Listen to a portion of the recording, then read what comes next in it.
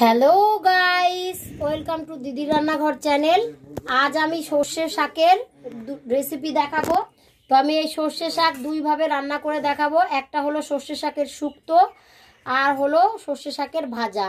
Test এবং কোনো মশলা ছাড়াই এই রান্নাটা স্বাস্থ্যের পক্ষে খুবই উপকারী। রেসিপিটি শুরু করার আগে ছোট্ট একটা রিকোয়েস্ট রইল, ভালো লাগলে একটা লাইক, শেয়ার, কমেন্ট ও চ্যানেলটি সাবস্ক্রাইব করে পাশে থাকা বেল আইকনটি বাজিয়ে দেবেন পরবর্তীতে নতুন নতুন আরও এরকম অনেক রেসিপির আপডেট সবার প্রথমে পেতে। তো চলুন আর বেশি কথা না বাড়িয়ে রেসিপিটি শুরু করা যাক। আমি সর্ষে শাকের গোড়াগুলো ফেলে 6-7 বার ভালো করে ধুয়ে নিয়েছি। শাকগুলোকে এবার একটু ছোট ছোট করে কেটে নেব, বেশি ছোট করব না, জাস্ট এইভাবে কেটে নেব। এই যে, তো সবগুলো শাক একইভাবে কেটে নেব।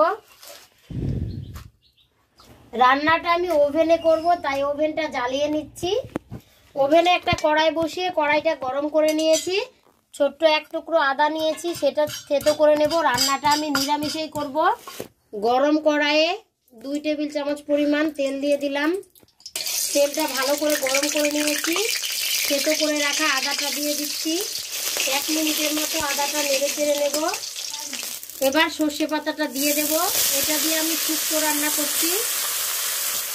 আন্দাজ মতো লবণ দিচ্ছি 1 চা চামচ পরিমাণ, আন্দাজ মতো দিচ্ছি হলুদ 1/2 চা চামচ। 2 মিনিট শাকটাকে নেড়ে চেড়ে নেব। আর এদিকে যে নিরামিষ শাক ভাজাটা করব, সেই জন্য কিছু সবজি ছোট ছোট করে কেটে নিচ্ছি। তো আমি নিয়ে নিচ্ছি কয়েকটা বিনস। 2 মিনিট নেড়ে চেড়ে নিয়েছি। এবার আন্দাজ মতো জল দিয়ে দিচ্ছি। শুক্তোটা মিডিয়াম ঝোলেই খেতে ভালো লাগে।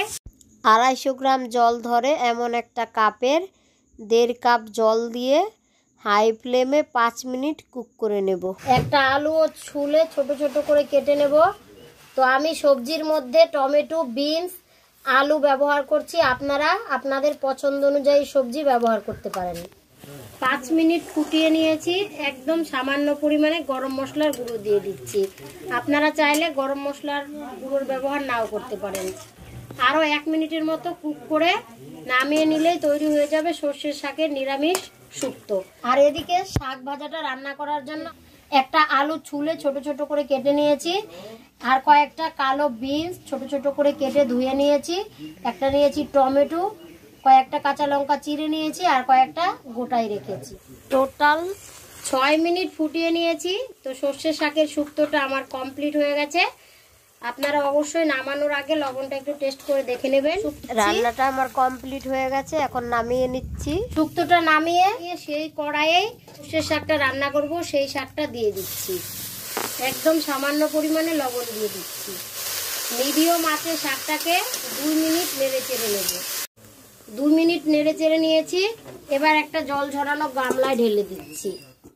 শাকগুলো জল ঝরতে ঝরতে কড়াইটা আমি ভালো করে ধুয়ে নিয়েছি। এবার কড়াইটা আবার ওভেনে বসিয়ে ভালো করে গরম করে নিচ্ছি। গরম কড়াইয়ে দিয়ে দিচ্ছি 3 টেবিল চামচ পরিমাণ সর্ষের তেল। তেলটাও ভালো করে গরম করে নেব। গরম তেলে দিয়ে দিচ্ছি 1 চা চামচ থেতো করা আদা, 1/2 চা চামচ দিচ্ছি কালো জিরা। 30 সেকেন্ড এইভাবে নেড়ে চেড়ে নিয়েছি। এবার দিয়ে দিচ্ছি ছোট ছোট করে কেটে নেওয়া আলু ও বীজগুলো। শাক ও সবজির আন্দাজ মতো লবণ দিতে হবে। তো আমি 1/2 চা চামচ পরিমাণ লবণ দিয়ে দিচ্ছি। সবজিগুলো দিয়ে চায়ের কাপের 1 কাপ পরিমাণ জল দিয়ে দিচ্ছি। এবার নেড়ে চেড়ে 3 মিনিট কুক করে নেব। 3 মিনিট মিডিয়াম আঁচে কুক করে নিয়েছি। এবার নেড়ে চেড়ে আরও 2 থেকে 3 মিনিট ভেজে নেব। হলুদ ছাড়াই আরও 3 মিনিটের মতন ভেজে নিয়েছি। তো দেখুন আলুগুলো ভালোভাবে সেদ্ধ হয়ে গেছে, সব সবজিগুলোই ভালোভাবে সেদ্ধ হয়ে গেছে। এবার টমেটো, কাঁচা লঙ্কা চেরা ও গোটা কাঁচা লঙ্কাটা দিয়ে দিচ্ছি। নেড়ে চেড়ে নামিয়ে জল ঝরিয়ে রাখা শাকটা দিয়ে দিচ্ছি। আন্দাজ মতো হলুদ দিয়ে দিচ্ছি 1 চামচের 1/2 চামচ পরিমাণ। লবণটা আমি আগেই দিয়েছি। মিডিয়াম আঁচে নেড়ে চেড়ে 4 মিনিট ভেজে নেব।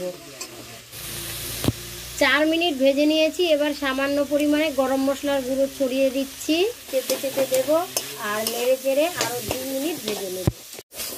শাকগুলো দিয়ে টোটাল 5 মিনিট ভেজে নিয়েছি। তো আমার সর্ষে শাকের ভাজা একদম কমপ্লিট হয়ে গেছে। এই শাক ভাজাটা এখন আমি নামিয়ে নিচ্ছি। শাক ভাজাটা আমি নামিয়ে নিয়েছি। গরম গরম ভাতের সাথে এই শাক ভাজাটা খেতে ভীষণ ভালো লাগে, রুটি পরোটার সাথেও খেতে ভালো লাগে। আমার সর্ষে শাক ভাজা আর এদিকে আছে শুক্তো। তো এই দুটো রেসিপি স্বাস্থ্যের পক্ষে ভীষণ উপকারী, খেতেও খুব ভালো লাগে। অবশ্যই ভিডিওটি ফলো করে বাড়িতে ট্রাই করুন, খেতে কেমন হয় কমেন্টের মাধ্যমে জানাতে ভুলবেন না। তো আজকের মতো বিদায় নিচ্ছি, এরপরে ফিরে আসবো অন্য কোনো নতুন রেসিপি নিয়ে। ততক্ষণ সকলেই ভালো থাকুন।